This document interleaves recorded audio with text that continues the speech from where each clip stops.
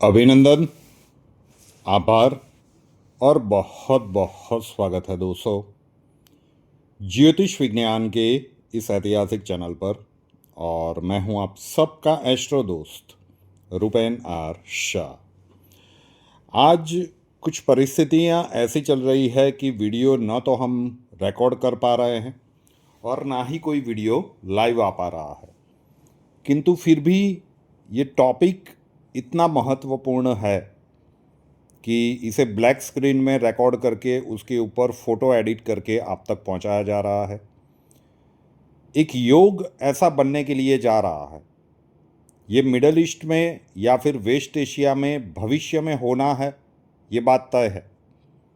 किंतु अब जो प्लानिटरी कॉम्बिनेशंस या पोजीशंस बनने के लिए जा रही है, तो आने वाले कुछ 10 से 15 दिनों तक इसके ऊपर भी नज़र गड़ा के रखनी होगी। एक प्लानिटरी चेंज ऐसा है कि जिसे हम पॉजिटिव कह सकते हैं। आज 10 मार्च को ये वीडियो रिकॉर्ड हो रहा है और संध्या समय तक आपको मिल भी जाएगा 10 मार्च 2026 को।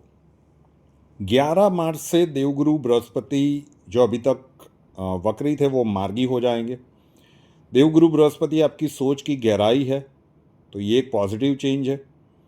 लेकिन दूसरा एक बहुत बड़ा माइनस पॉइंट भी है कि जो मेरा एक एरिया ऑफ कंसर्न है कि राहु और मंगल, राहु सदैव वक्री चलते हैं तो मंगल के साथ मतलब डिग्री वाइज सेम हो जाएंगे 13 और 14 मार्च को।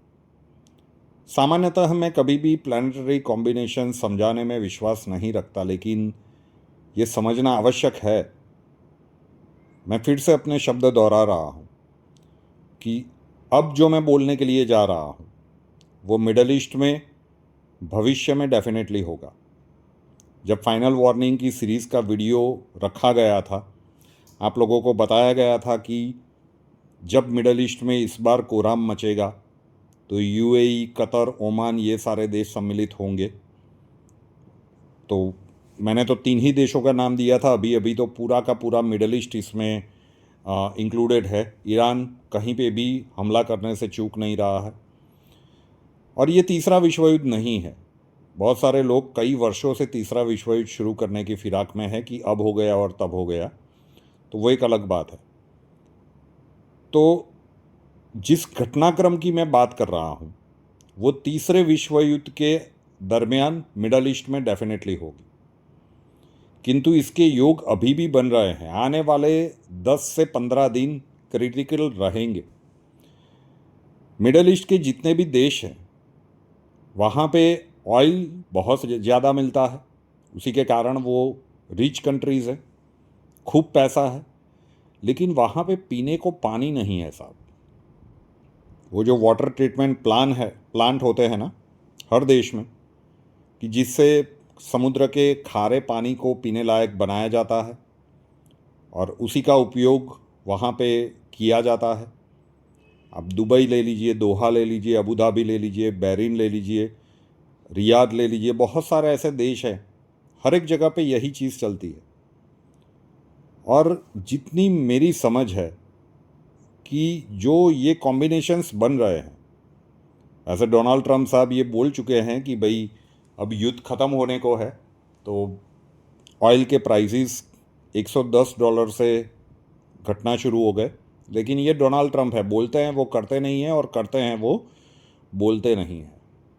महादेव करे कि ये जो परिस्थितियाँ ग्रहीय बन रही है उसमें ये ना हो।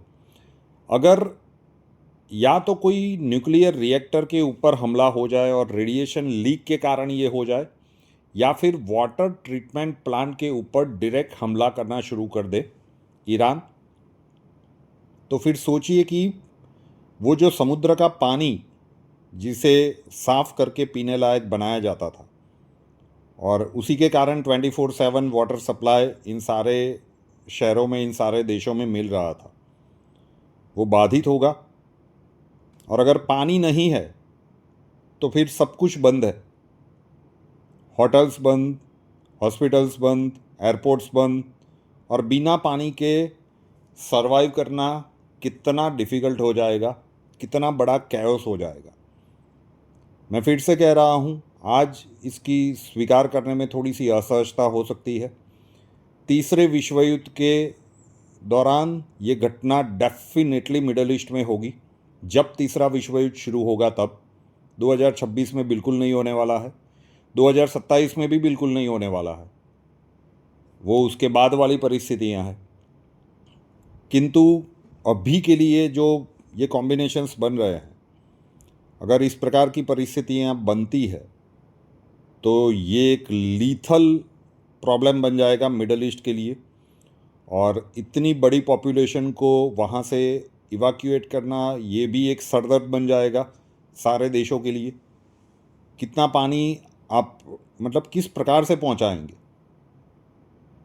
तो भविष्य में तो ये घटनाक्रम होना अवश्यंभावी है, किंतु नज़दीक के कुछ दिनों में जो ग्रहीय संयोग बन रहे हैं वो भी निर्देश कर रहे हैं कि अगर ये परंपरागत युद्ध से कुछ विपरीत दिशा की ओर ये चीज़ें गई, ये यही कुछ दिन डिसाइड करेंगे। अगर ये कुछ दिन, हफ्ते 10 दिन सिर्फ मिसाइल और जो अभी चल रहा है उसी प्रकार से चलता रहा तो फिर अप्रैल तक, मतलब मार्च अप्रैल में ये युद्ध समाप्त हो जाएगा। Max to max April end तक ये युद्ध को समाप्त होना है। लेकिन ये किस प्रकार से समाप्त होगा। अगर यहाँ पे न्यूक्लियर रिएक्टर के ऊपर हमला हो गया, रेडिएशन लीक हो गया, या फिर ये इस प्रकार के वाटर ट्रीटमेंट प्लांट के ऊपर हमला अभी हो गया, तीसरे विश्व युद्ध के दौरान तो होना ही है, योग बन रहे हैं। तो महादेव से प्रार्थना कर सकते हैं कि इस प्रकार की परिस्थितियां दो में से कोई भी देश न करे। और अगर होता है तो फिर मिडल ईस्ट में जितने भी लोग रह रहे हैं, जितने भी भारतीय रह रहे हैं, उनके लिए परिस्थितियां कठिन बन सकती है। डराने के लिए बात नहीं है। हम दिल से यही चाहेंगे कि दोनों देश, मतलब ईरान और सामने इजराइल और अमेरिका, अपनी विवेक बुद्धि का उपयोग करेंगे और इस प्रकार की कोई भी चेष्टा नहीं करेंगे। लेकिन युद्ध है, किसी भी समय पे कुछ भी हो सकता है।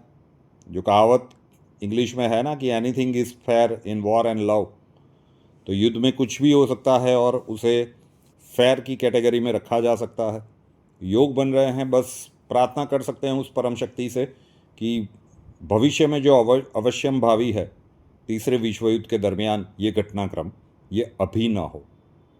और अगर हो गया तो मिडल ईस्ट के ऊपर एक बहुत बड़ा कैओस होने की संभावनाएं हैं। तो बस प्रार्थना कीजिएगा कि दोनों अपनी विवेक बुद्धि का उपयोग करें और इस प्रकार का घटनाक्रम ना हो। योग बन रहे हैं, अब देखते हैं कि घटनाक्रम किस प्रकार से चलते हैं।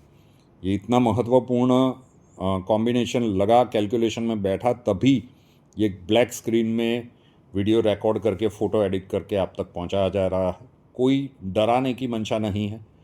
जो हमें लगता है कि स्पष्ट है वही चित्र आपके सामने स्पष्ट रूप से प्रस्तुत करने का ये एक प्रयत्न है। अभी भी कहता हूँ कि ऐसा समय का कालखंड आ रहा है कि ब्रह्मांड की ऊर्जा का उपयोग करना सीख लीजिए। अभी T20 विश्व कप में जब भारत ऑलमोस्ट बाहर था साउथ अफ्रीका के सामने हार कर, उसके बाद हर एक मैच में लोग जुड़ते गए। गॉड्स प्लान की मूवी का जो ऊर्जा का प्रयोग था, हज़ारों लोगों ने पार्टिसिपेट किया, उसका प्रभाव भी देखने को मिला। अगर उतनी छोटी सी अमाउंट की ऊर्जा का उपयोग करके इस प्रकार के परिणाम क्रिएट हुए हैं, हम देश के खिलाड़ियों की सामर्थ्य और खेल भावना को बिल्कुल भी नज़रअंदाज नहीं कर रहे हैं। लेकिन उस समय पे टीम की मनोदशा क्या थी, तो वो एनर्जी उनके लिए हेल्पफुल तो सिद्ध हुई। तो सीख लीजिए। अगर पूरी तरह से आप ये कोर्स करना चाहते हैं तो उसका व्हाट्सअप नंबर है 8485932567, 8485932567। वहाँ पे लिख दीजिए कि आप मुद्रा कोर्स लिख दीजिए, अक्षय जी आपको पूरा प्रोसीजर समझा देंगे। वीडियो कॉल कंसल्टेशन चाहिए तो उसका नंबर भी वही है 8485932567।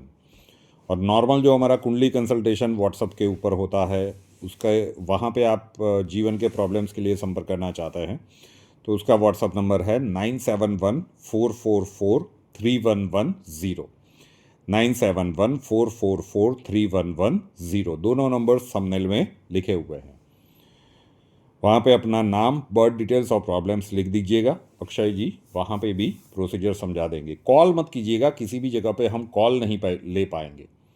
रुपेनार शाह नाम के इस यूट्यूब चैनल को अभी तक सब्सक्राइब नहीं किया है तो कर लीजिए, साथ वाला बेल आइकॉन दबा दीजिए और उसके बाद 3 ऑप्शंस आएंगे, ऑल के ऊपर क्लिक कर दीजिए ताकि हर नए वीडियो की नोटिफिकेशन आपको सबसे पहले मिलती रहे। नए वीडियो के साथ फिर मिलेंगे। जय हिंद।